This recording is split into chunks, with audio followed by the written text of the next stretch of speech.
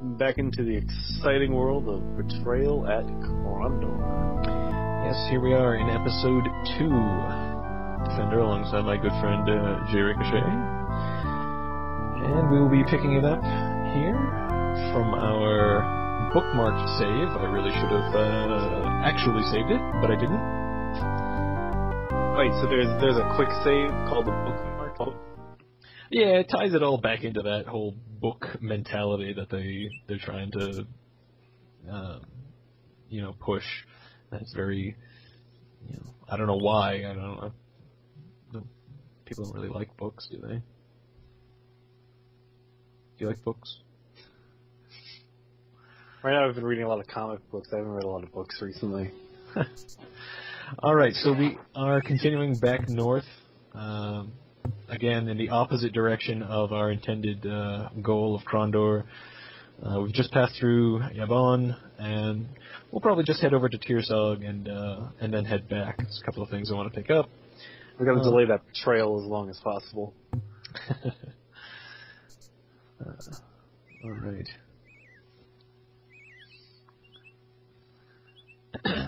So do the trees follow the Doom school of graphic skins where you're always facing the front of the tree? That would be a yes.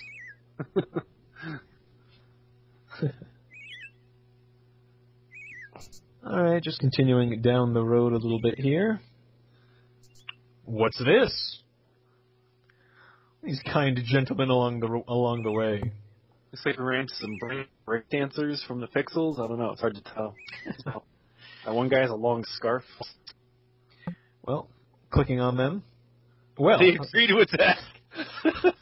Wait a second. Owen says, "What do you mean attack? These could be my family members." The enemy was not surprised. So the way this works is, if you see the enemies ahead and you click on them, then you have a chance of ambushing them, surprising them, and attacking them first. Starts getting into effect. Their stats, your stats, and so on. But here is the combat interface. Turn-based. You see the two blue guys already moved. I can turn on the grid to show you that every action or every movement square is defined by the grid. Down at the bottom we see Owen's stats. Health and stamina are combined essentially to be their health. Speed is how many squares away Owen can move. And strength. I don't know why strength is listed here. It ties into how much damage you do in a melee attack. But Owen's not especially good at melee attacks. But to attack somebody, if you're standing right next to them, you have two options. A left click will be a thrust, higher chance to hit, but does less damage. And a right click will be a swing, lower chance to hit, higher damage. Wow. So Owen hit him. That's great. 4 damage, not very much. So now it's Locklear's turn, just automatically moves to the next person. If you're not standing right next to anyone, but you can still move to them and you can still move and attack at the same turn.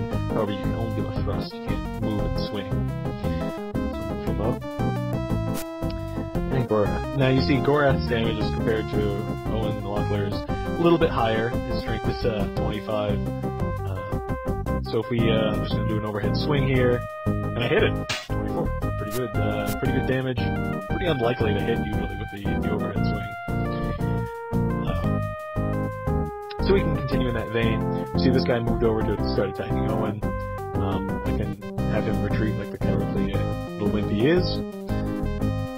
Continue the attack on this other guy. And so that guy gave up. Now he's attacking Gorath. Now Owen, however, said he's not really a melee guy.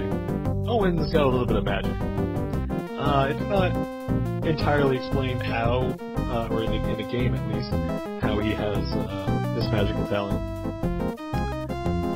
It goes into a little bit why he couldn't use it to escape earlier when they're like, "Oh, you're going with us." That's a good point. But he's intimidated, a young guy, he's guy's official kingdom business. Owen's just basically a peasant. So these are the different wedding ball. different, I guess, categories of magic. They don't have any names to them. They're just different shapes. And so we see Owen has a couple of different spells here. Far and away, the most powerful spell he has is to Spare Thy Eyes. It only costs 2 health stamina, which is basically 2 of his hit points, and it blinds almost every enemy in the game for 2 turns. I can go ahead and do that and blind this guy. That means he's going to basically skip 2 turns now. Meanwhile, it only costs Owen 2 units of health to cast it. So let's finish off this guy. Oh, he's starting to run away. See, that's kind of a mechanic. When the enemy is losing, they'll start to run. But you can quickly hunt them down.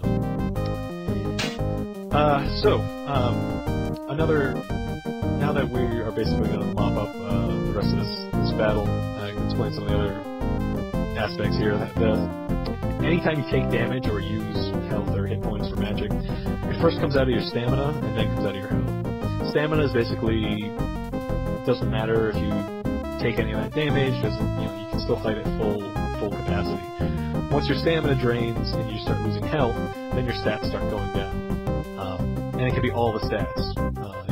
Your speed will go down, the damage you'll do, the chance to hit, everything else.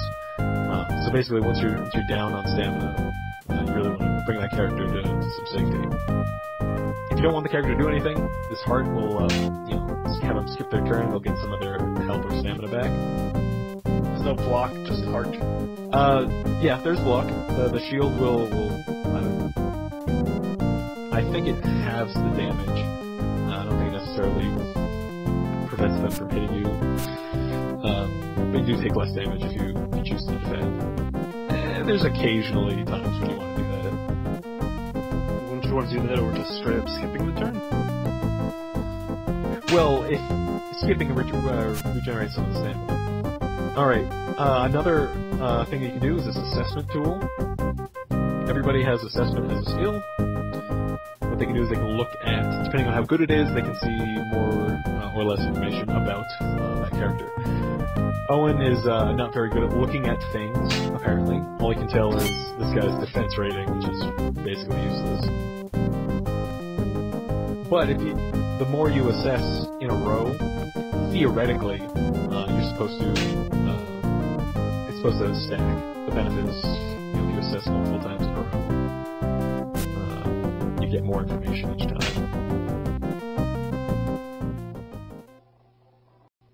And once again, loot corpses.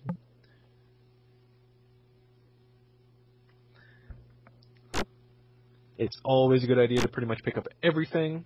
However, sometimes rations are no good. If you don't know about this, because of course the game doesn't explicitly tell you, there's no tutorial, it's just get in the game and start going. Game doesn't tell you, but if you picked up these spoiled rations, and if you didn't have any other good rations and you ate these, your character would get sick. Which isn't a terrible malady, but why bother if you don't have to? So you can't combine to repair, but that whetstone that I bought in the previous episode can be used to improve the quality of your weapons, and the armorer's hammer can improve the quality of the armor. You always want to be using the best stuff, and you always want to repair as often as you can. So now's a good time to show off the statistics. So every character has these set of 12 statistics, with the exception of one of them. The melee characters don't have any casting, and the magicians don't have any crossbow.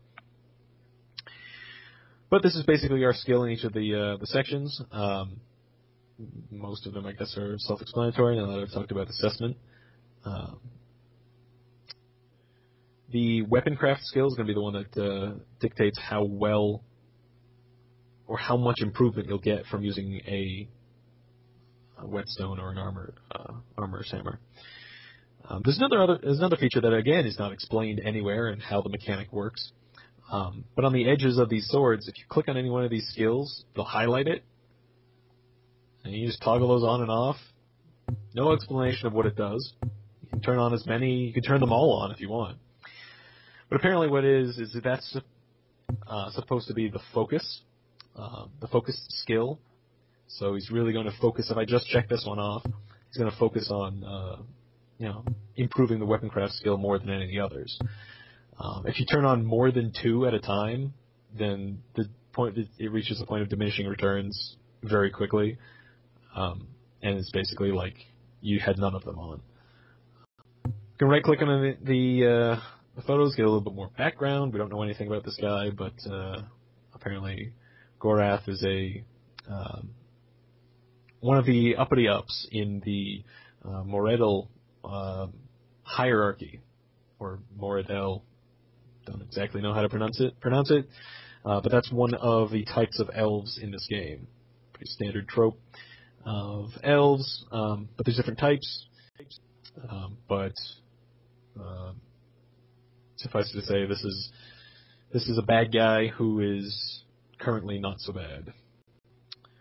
I'll get into all the other ones. Actually, I don't want to do a big text dump right away. But Gorath, I believe, has the highest weaponcraft skill. Indeed he does. Owen's never touched a sword in his life. So what I would do is I would just drag the whetstone onto all of the weapons I have in the inventory. Have Locklear give him his... Actually, you can't unequip the sword, because then the game would have no clue what to do with it. So I have to trade swords in order to get it out of his inventory. So how many uses does a whetstone have? It'll say when I right-click on it. I think they default the new ones default to 20. So here we go, a little update. His weaponcraft ability has increased, and we see it's gone up to, I don't know what it was before, but because it was highlighted in red, that indicates it's been changed since last time. Occasionally you'll get these little tidbits of information. It's not exactly a quest. It's not exactly, advancing the story, but it could either be flavor text or it could be a hint to the future. Here it's looking like tripwires, some kind of trap being set. We don't do anything with it, but it's good to kind of be introduced to the idea that not everything is peaches and cream here. Coming around this... hey, we found the chest right after. Yes, let's just jump right into it. I'm sure there's nothing wrong with it. Bookmark.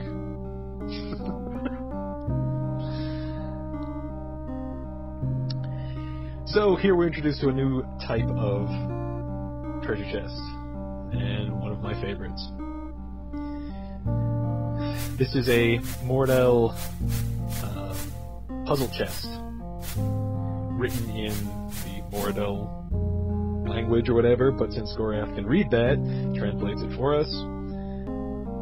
And here we're presented with a puzzle.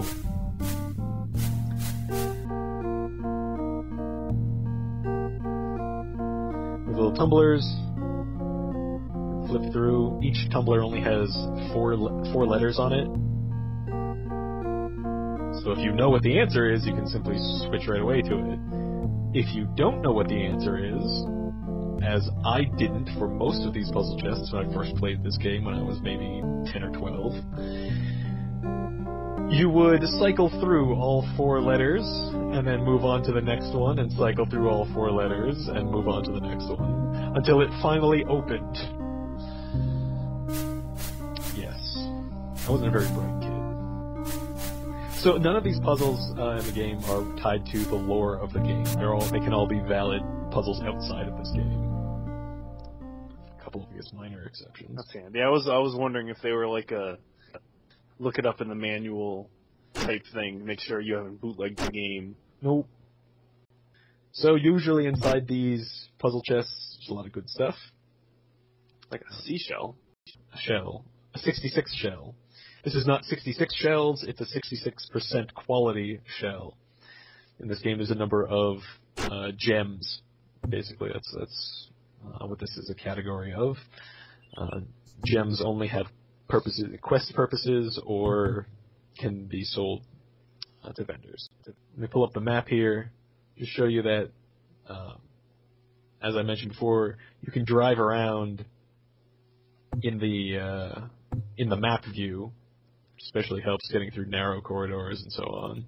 Then I'm guessing you don't see the hooligans in the middle of the road.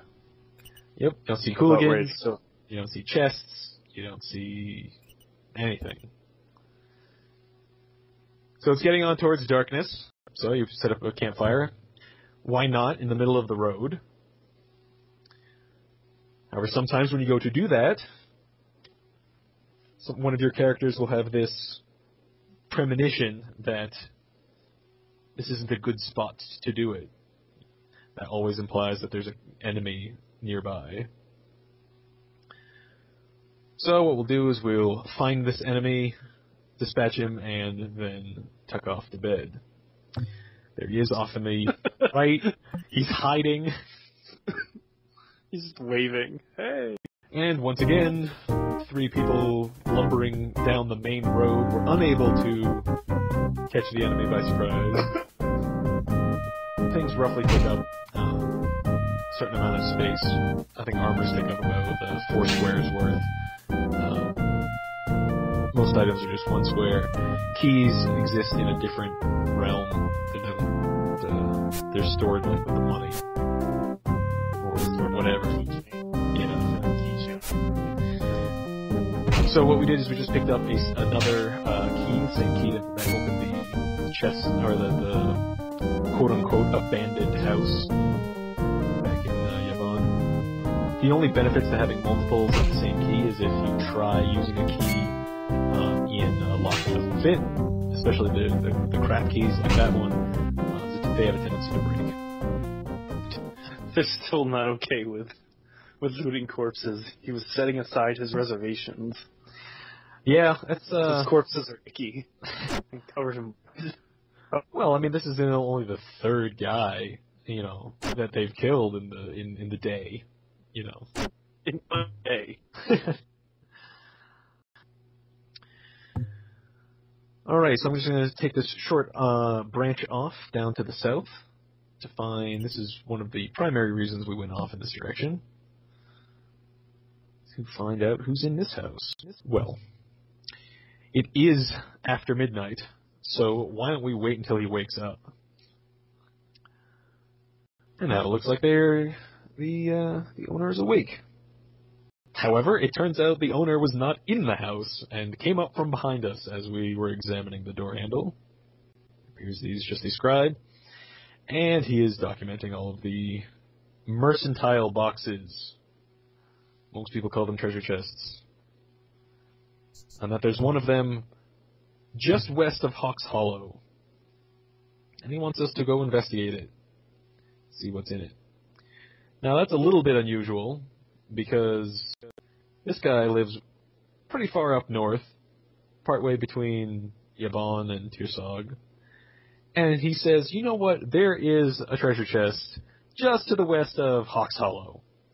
How does he know this? Why does he care what's in it if he just knows that it exists? So perhaps that's a little suspicious. But who knows? We'll see. We'll eventually get down there and see. Quite the long hike.